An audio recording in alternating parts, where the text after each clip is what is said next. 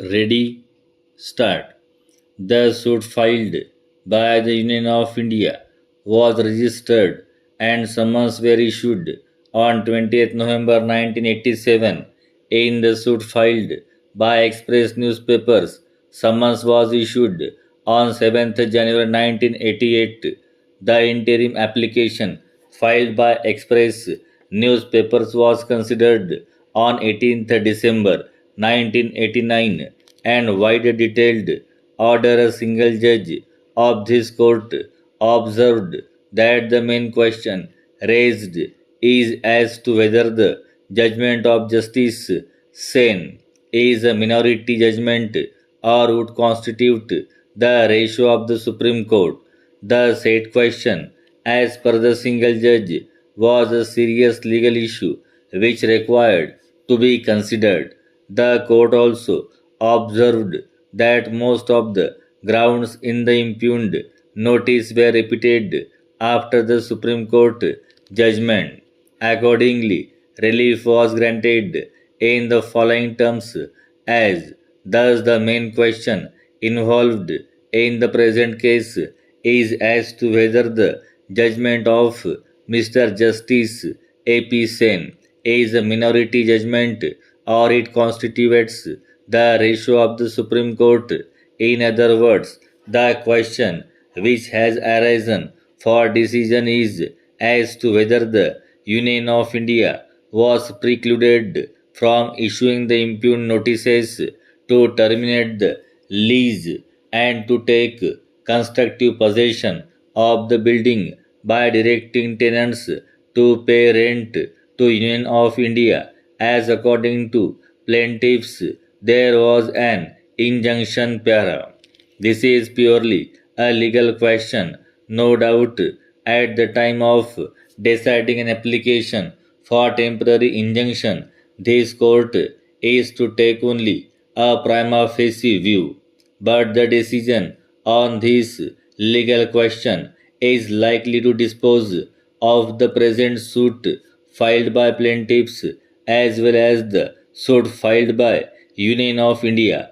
I therefore do not consider proper to express any opinion at this stage, as there are issues of law involved in the present suit as well as the suit filed by Union of India. Proper issues can be framed and tried as preliminary issues as provided under Order 14th Rule 2 of Civil Procedure Code.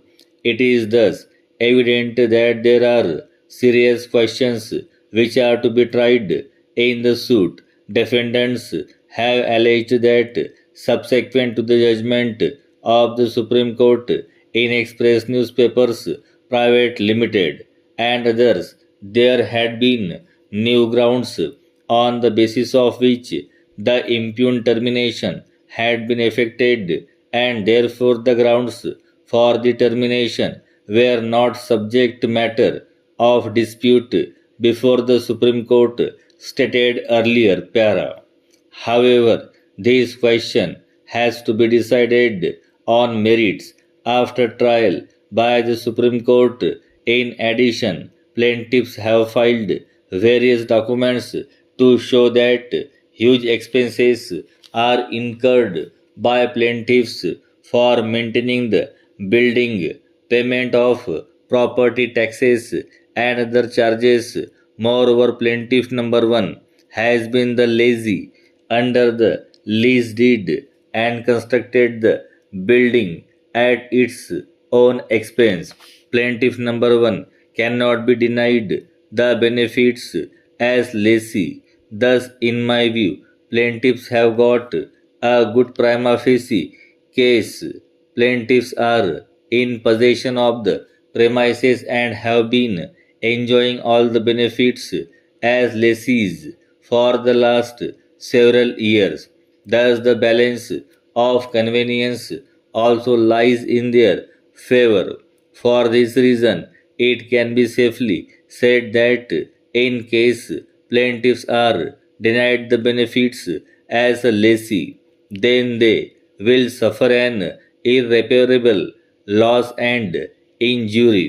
As can be seen from the above order, the court was of the opinion that proper issues would require to be framed and there are serious questions to be tried as per the Union of India. The impugned termination was based on new grounds after the judgment of the Supreme Court. However, considering the fact that Express newspapers was in possession as a lessee and constructed the building as its own expense, the court felt that the benefits of a lessee for the last several years cannot be denied. The court then stayed the impugned notice.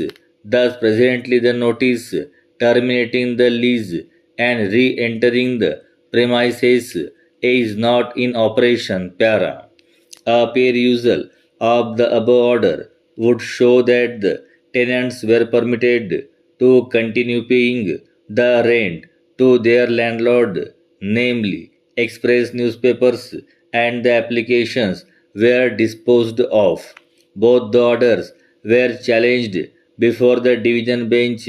The division bench considered the entire matter and wide order disposed of the appeals. The findings of the division bench were that the division bench need not go into the question as to whether Justice Sen's view is a minority view.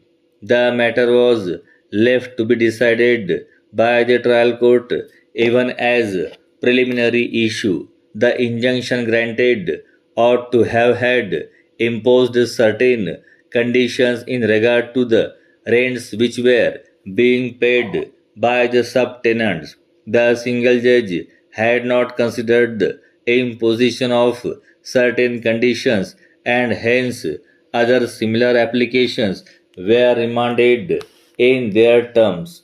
We have the said question open, but for that reason we consider it necessary to remand IA 145 of 88 as well as other IAS to the learned trial judge to enable him to consider whether any further directions in regard to the rents are necessary here.